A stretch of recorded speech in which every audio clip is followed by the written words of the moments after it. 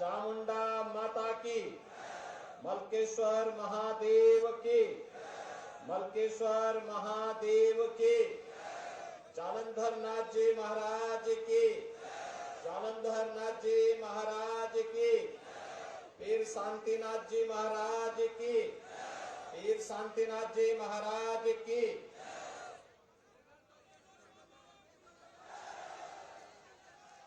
मंच पर उपस्थित आज की इस चुनावी सभा में श्री मंदिर जालोर के श्री महंत पूज्य संत गंगानाथ जी महाराज,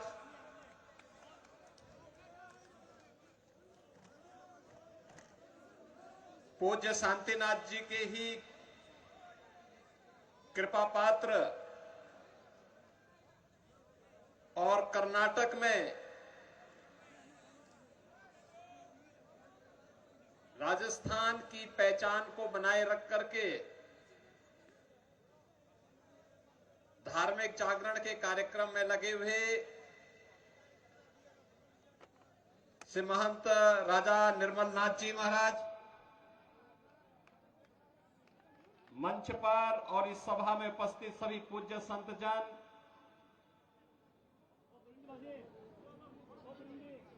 भारतीय जनता पार्टी के लोकप्रिय प्रत्याशी विधायक श्री छगन सिंह राजपुरोहित जी,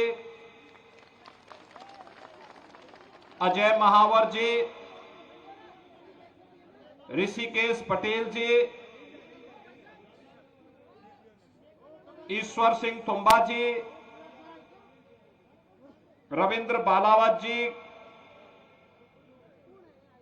भारतीय जनता पार्टी के सभी पदाधिकारीगण,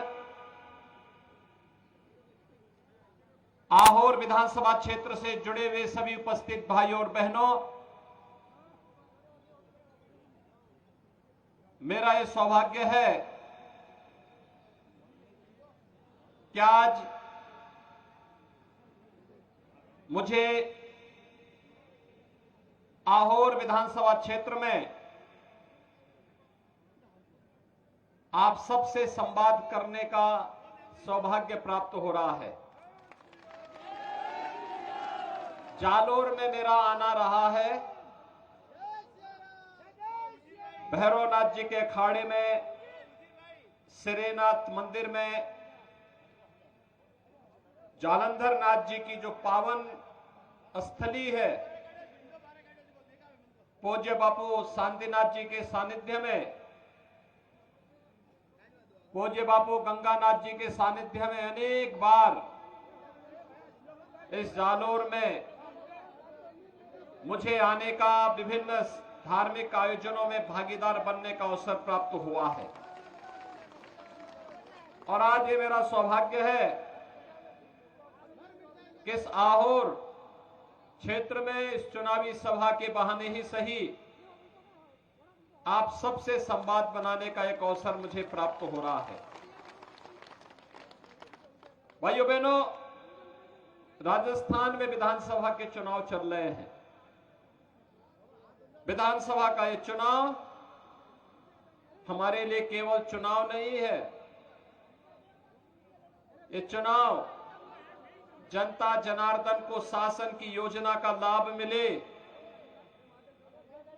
यहां की बहन बेटियों के साथ साथ यहां के व्यापारियों और नागरिकों को सुरक्षा का बेहतर वातावरण मिले, विकास की योजनाओं के माध्यम से हमारे नौजवानों के लिए रोजगार मिले और राजस्थान की समृद्धि के साथ भारत दुनिया की सबसे बड़ी अर्थव्यवस्था के रूप में स्थापित हो, हमारा देश एक विकसित भारत के रूप में स्थापित हो, इसके लिए आपका आह्वान करने के लिए मैं विशेष रूप से यहां पर आया हूं। भाइयों बहनों, पिछले 9-9.5 वर्ष में प्रधानमंत्री मोदी जी के नेतृत्व में हमने बदलते हुए एक नए भारत को देखा है।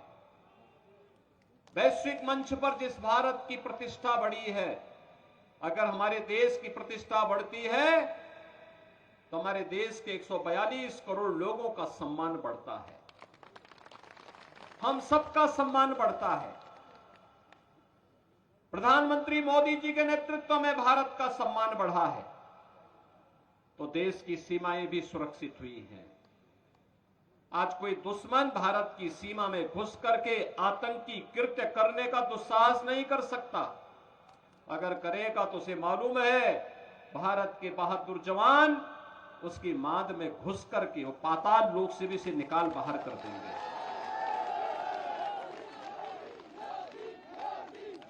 भाइयों बहनों, कांग्रेस ने देश को समस्याएं ज्यादा दी।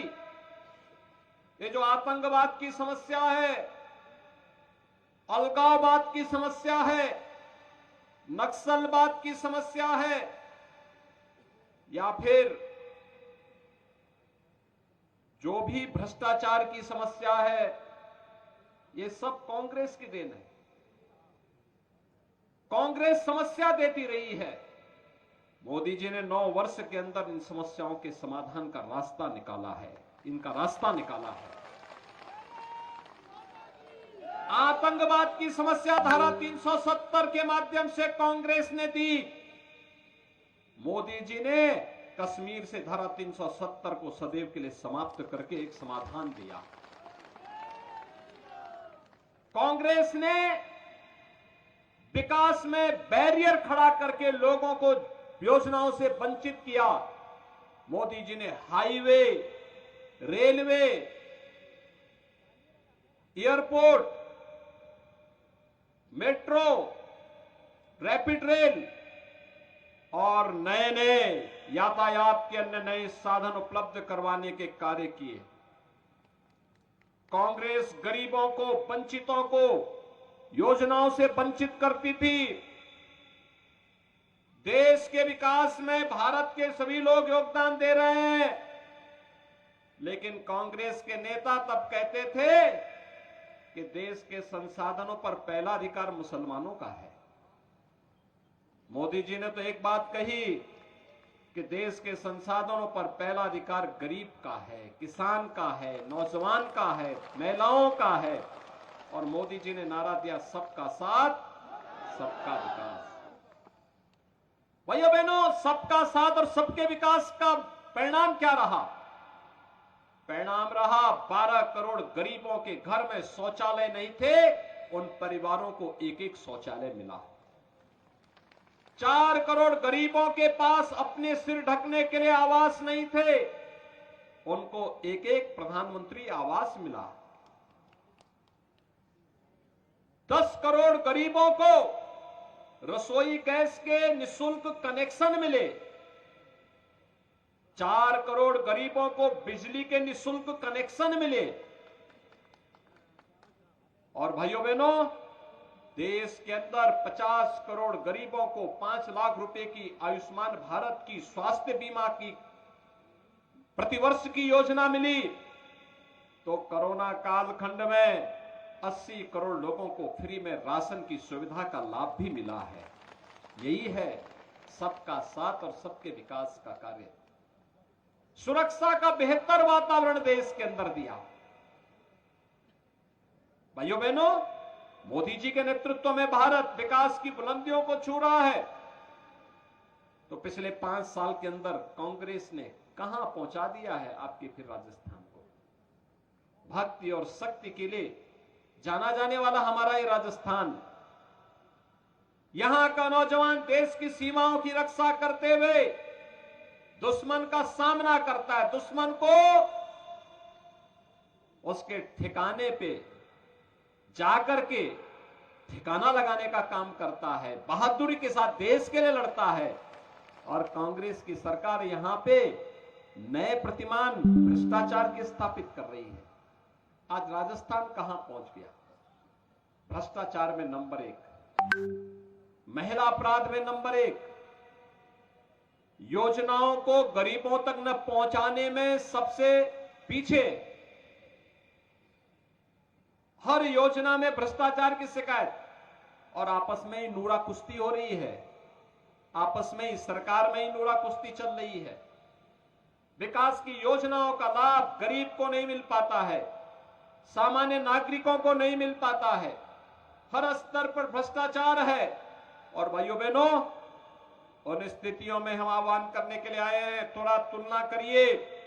जब वसुंधरा राजे जी के नेतृत्व में भारतीय जनता पार्टी की सरकार थी, वह सरकार गरीबों के लिए कार्य कर रही थी, किसानों के लिए कार्य कर रही थी, यहां पे विकास की बड़ी बड़ी योजनाओं को लाने का कार्य कर रही थी। लेकिन जैसे ही पिछली बार वह सरकार फिर से बनने में वंचित रही, कांग्रेस ने 5 वर्ष के अंदर भ्रष्टाचार के कुछ नए प्रतिमान स्थापित कर दिए।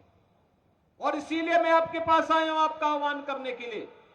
कांग्रेस विकास नहीं करा सकती, कांग्रेस सुरक्षा नहीं दे सकती, कांग्रेस गरीबों का कल्याण नहीं कर सकती, और कांग्रेस आपकी आस्था का भी तो सम्मान नहीं कर सकती। याद करिए, कांग्रेस काशी में, आप उत्तर प्रदेश में जाइए, काशी विश्वनाथ धाम बन गया है। पहले 5 श्रद्धालु वहां नहीं जा पाते थे, आज 50,000 श्रद्धालु एक साथ दर्शन कर सकते हैं। भाइयों बहनों, आप उत्तराखंड में जाइए, केदारपुरी में फिर से पुनरुद्धार हो गया है, केदारपुरी का पुनरुद्धार हो गया है, और केदारपुरी फिर से विकास की और आस्था का सम्मान करते हुए दिखाई दे रही है। आप मध्य प्रदेश में जाइए, महाकाल का महालोक फिर से सज गया है, और 500 वर्षों का इंतजार समाप्त करके अयोध्या में भी तो राम मंदिर बन रहा है, बन रहा है ना। अयोध्या में राम मंदिर बन रहा है ना। अंतर यही है, भाजपा की डबल इंजन की सरकार आएगी तो भाइयों बहनों, राजस्थान में इस सरकार ने भ्रष्टाचार को भी बढ़ाया है और माफियाज को भी खूब बढ़ा दिया है। इतने माफिया यहां बढ़ गए हैं अब कि जहां देखो वहां एक नया माफिया, कहीं खनन माफिया, कहीं भू माफिया, कहीं वन माफिया, कहीं पशु माफिया, कहीं पे गरीबों पर अत्याचार करने वाले माफिया, और एक लंबी फेरस्त है। आज राजस्थान विकास की योजनाओं में नहीं, बल्कि गरीबों पर संकट डालने वाला, किसी अच्छी योजना में नंबर 1 पे नहीं है, भ्रष्टाचार में नंबर 1 पर है, महिलाओं के अपराध में नंबर 1 पर है, साइबर क्राइम में नंबर 1 पर है, बिजली की दरें सबसे ज्यादा देश के अंदर राजस्थान में है, पेट्रोल डीजल का दाम बेट के कारण सर्वाधिक राजस्थान में है, महंगाई इंडेक्स में सबसे ज्यादा यहां पर है, परीक्षाओं में पेपर लीक राजस्थान में हो रहा है, मंडी टैक्स यहां पे सबसे ज्यादा यहां पे लिया जा रहा है, और हमारा बेरोजगार नौजवान रोजगार के लिए रोजगार न मिलने के कारण सर्वाधिक आत्महत्या भी राजस्थान में हो रही है। भाइयों बहनों, इससे मुक्ति के लिए डबल इंजन की सरकार चाहिए। और याद रखना, यूपी में डबल इंजन की भाजपा की सरकार है तो माफिया के साथ क्या व्यवहार होता है सब जान रहे हैं ना। डबल इंजन सरकार का यही लाभ है, नागरिक सम्मान के साथ जीता है, हर गरीब को बिना भेदभाव के शासन की योजना का लाभ मिलता है, हर बेटी को सुरक्षा है, हर नौजवान के लिए रोजगार की गारंटी है, हर व्यापारी को बेहतर सुरक्षा है, और आस्था का भी सम्मान है। कांग्रेस क्या राम मंदिर बना पाती? तो ये कांग्रेस न विकास करा सकती है, न रोजगार दे सकती है, न भ्रष्टाचार पर अंकुश लगा सकती है, तो फिर क्यों चुनते हैं इसको बार बार? ये राम मंदिर भी नहीं बना सकती, आस्था का सम्मान भी नहीं कर सकती। और इसीलिए मैं आया हूं यहां पर आपसे अपील करने के लिए, भाइयों बहनों, भारतीय जनता पार्टी ने आपके लोकप्रिय विधायक श्री छगन सिंह राजपुरोहित को फिर से अपना प्रत्याशी बना करके आहोर विधानसभा क्षेत्र में उतारा है। छगन सिंह राजपुरोहित को कमल चुनाव चिन्ह पर चुनाव जिता करके भेजेंगे। भेजेंगे? आपका आशीर्वाद उन्हें प्राप्त होगा ना?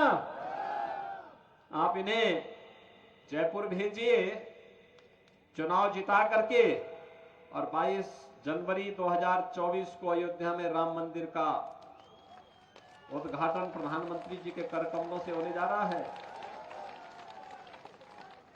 रामलला 500 वर्षों के बाद विराजमान होंगे,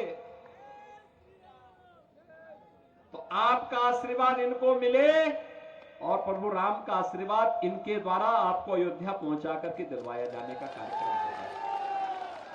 सहमत हैं? सभी लोग सहमत हैं? दोनों हाथ उठा करके एक बार मेरे साथ बोलेंगे, भारत माता की, भारत माता की, भारत माता की जय श्री राम, जय जय श्री राम।